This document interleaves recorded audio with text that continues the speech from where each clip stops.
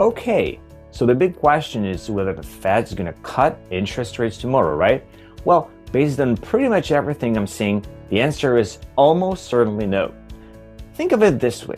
They've kept the main interest rate hanging around 4.25 to 4.5% since they nudged it down a bit in December.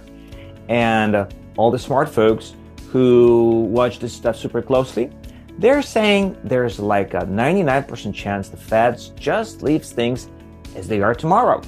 You know, the people in charge at the Fed, like Jerome Powell, have been saying they want to take their time and see how things play out with the economy, especially with those new tariffs and how they might mess with prices.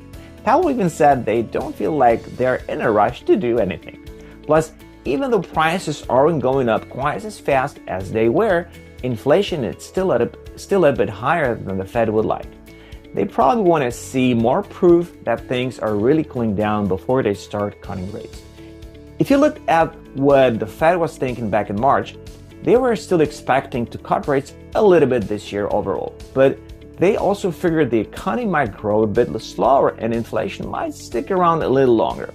So the bottom line is, don't expect any rate cuts from the Fed tomorrow.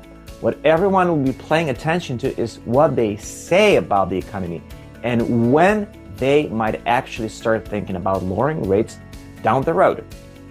Let's see what's going to happen tomorrow. I'm Albert Stepniak, Realtor with Coldwell Banker here in beautiful South Florida. See you next time.